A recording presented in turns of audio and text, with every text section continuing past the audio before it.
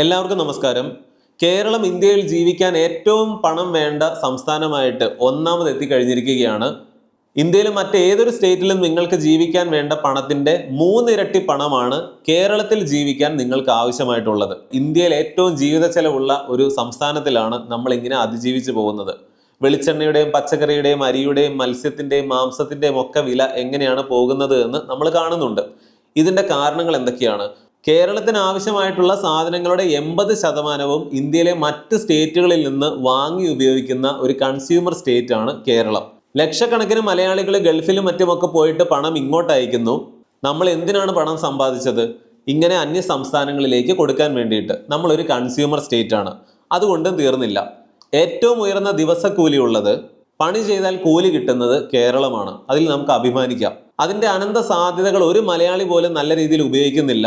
നേരെ മറിച്ച് 40-50 ലക്ഷത്തോളം അന്യ സംസ്ഥാന തൊഴിലാളികൾ കേരളത്തിൽ വന്ന് പണിയെടുക്കുന്നുണ്ട്. ആ പണം അവരും കൊണ്ടുപോവുകയാണ്. ഗൾഫിലെ പണം നമ്മൾ കേരളത്തിലേക്ക് എത്തിച്ചെങ്കിലും അത് കേരളത്തിൽ ഒന്ന് കറങ്ങിയിട്ട് പശ്ചിമ ബംഗാളിലേക്കും മറ്റ് പല സ്റ്റേറ്റുകളിലേക്കുമാണ് മലയാളികൾ കൊടുക്കുന്നത്.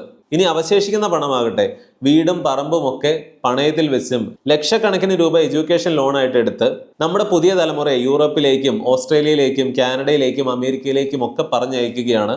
അവരവിടെയാണ് ജീവിക്കാൻ പോകുന്നത്. അങ്ങനെ എല്ലാ തരത്തിലും കേരളത്തിന്റെ പണം ചോർന്നു പോയിക്കൊണ്ടേയിരിക്കുകയാണ്.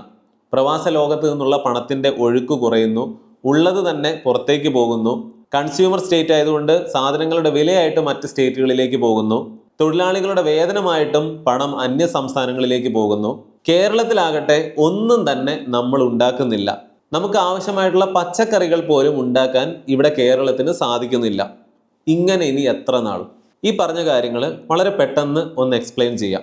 ഇന്ത്യയിൽ പൊതുവെ വിലക്കയറ്റം, ഇൻഫ്ലേഷൻ അല്ലെങ്കിൽ CPI, നമ്മുടെ പാർട്ടിയല്ല, കൺസ്യൂമർ പ്രൈസ് റേറ്റ് നോക്കുകയാണെങ്കിൽ പൊതുവെ കുറഞ്ഞിട്ടുണ്ട്.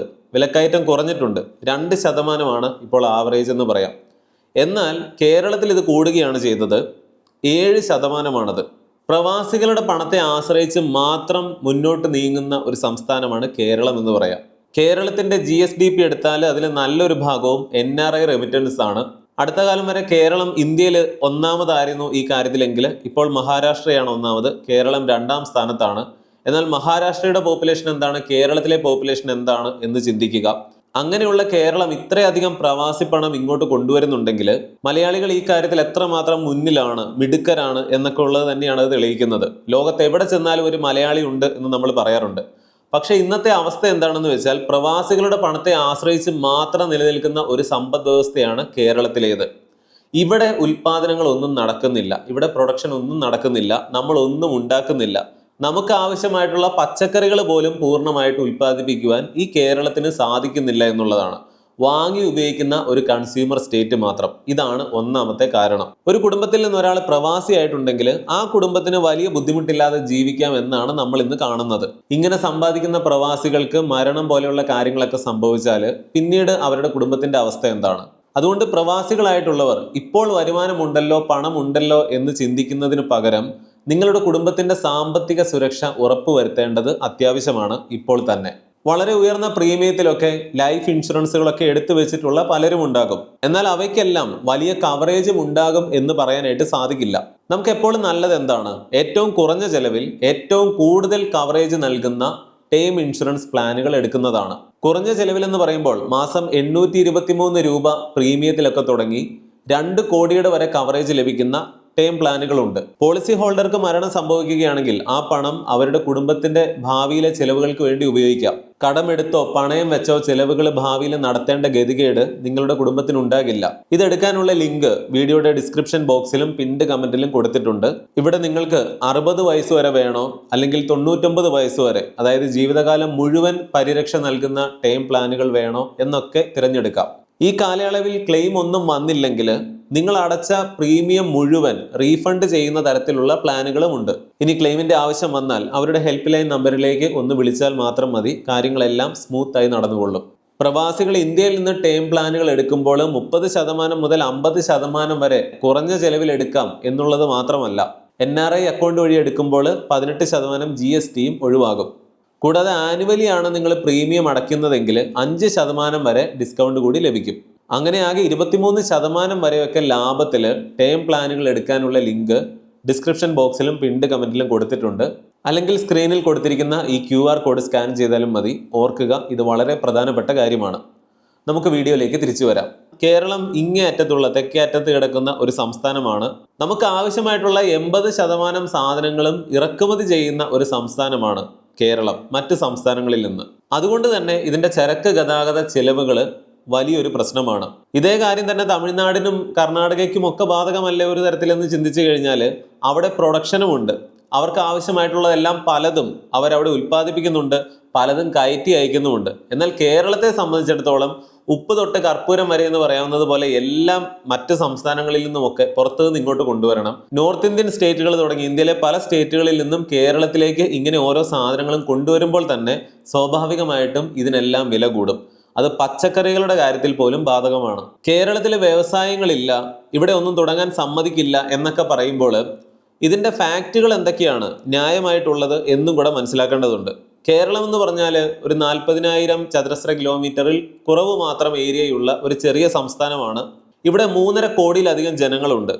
ലോകത്തിലെ ഏറ്റവും വലിയ രണ്ടാമത്തെ രാജ്യമായ കാനഡ ഇന്ത്യയുടെ ഒരു 3 ഇരട്ടി വലുപ്പമുണ്ട്.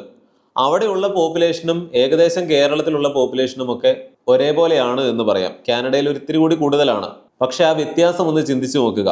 ഇന്ത്യ ലോകത്തിലെ ഏറ്റവും ജനസംഖ്യയുള്ള രാജ്യമാണിത്. കേരളം അത് വെച്ച് നോക്കുമ്പോൾ 3.5 കോടിയേ ഉള്ളൂ എന്ന് പറഞ്ഞാലും നമ്മുടെ ഏരിയ വെച്ച് നോക്കിയാൽ കേരളത്തിലുള്ള പോപ്പുലേഷൻ ഡെൻസിറ്റി എന്ന് പറയുന്നത് ഇന്ത്യയിൽ തന്നെ ഏറ്റവും മുമ്പിൽ നിൽക്കുന്ന ഒന്നാണ്. ഇത്രയും ജനസാന്ദ്രത കേരളത്തിൽ ഉള്ളത് കൊണ്ട് തന്നെ വമ്പൻ വ്യവസായങ്ങൾ തുടങ്ങാനായിട്ട് ഇവിടെ പല പരിമിതികളുമുണ്ട്. അത്രയും സ്ഥലമില്ല എന്നുള്ളത് മാത്രമല്ല, ഇത് സൃഷ്ടിക്കുന്ന പല പരിസ്ഥിതി പ്രശ്നങ്ങളും. 44ഓളം നദികളാണ് കേരളത്തിലൂടെ തലങ്ങും വിലങ്ങും ഓടുന്നത്.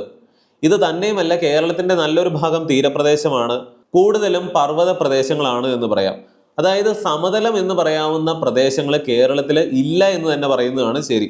ഇങ്ങനെയുള്ള ഒരു ഭൂപ്രകൃതിയിൽ റോഡുകൾ നിർമ്മിക്കുന്നതാണെങ്കിലും ചരക്ക് ഗതാഗതം നടത്തുന്നതാണെങ്കിലും വലിയ ഫാക്ടറികൾ തുടങ്ങുന്നതിനാണെങ്കിലും ഒക്കെ ഒരുപാട് പരിമിതികളുണ്ട്. ഇനി സ്ഥലമുണ്ടെങ്കിൽ പോലും പരിസ്ഥിതിയുടെ പ്രശ്നങ്ങൾ, പോപ്പുലേഷൻ ഡെൻസിറ്റി, ഇതൊക്കെ വെല്ലുവിളികളാണ്. അല്ലാതെ തമിഴ്നാട്ടിൽ ഒരുപാട് വ്യവസായങ്ങൾ വരുന്നുണ്ടല്ലോ, ഇവിടെ എന്തുകൊണ്ട് വരുന്നില്ല എന്ന് കണ്ണടച്ച് പറയാനായിട്ട് സാധിക്കില്ല. ഇതൊരു ന്യായം പറയാവുന്ന കാര്യം മാത്രമാണ്.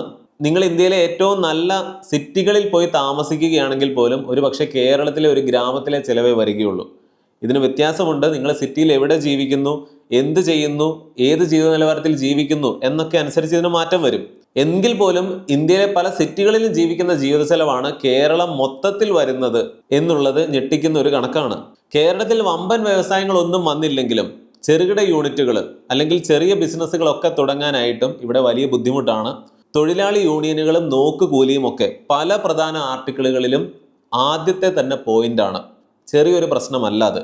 മിഥുനം എന്ന് പറയുന്ന സിനിമയും വെള്ളാനകളുടെ നാട് എന്ന് പറയുന്ന സിനിമയും ഒക്കെ, അല്ലെങ്കിൽ സന്ദേശം, ആ സിനിമകൾ അന്ന് ഏത് കാലഘട്ടത്തിൽ നിന്നോ അവിടെ നിന്ന് 1 ഇഞ്ച് പോലും കേരളം മുന്നോട്ട് പോയിട്ടില്ല എന്ന് ആ സിനിമകൾ ഒന്നോടെ കണ്ടു കഴിഞ്ഞാൽ മനസ്സിലാവും. ഇത് തന്നെയാണ് പ്രധാനപ്പെട്ട പ്രശ്നം. കേരളത്തിന്റെ ഭൂപ്രകൃതിയുടെ പ്രശ്നവും പോപ്പുലേഷൻ ഡെൻസിറ്റിയും ഒക്കെ ഇത് കഴിഞ്ഞിട്ടേ വരികയുള്ളൂ.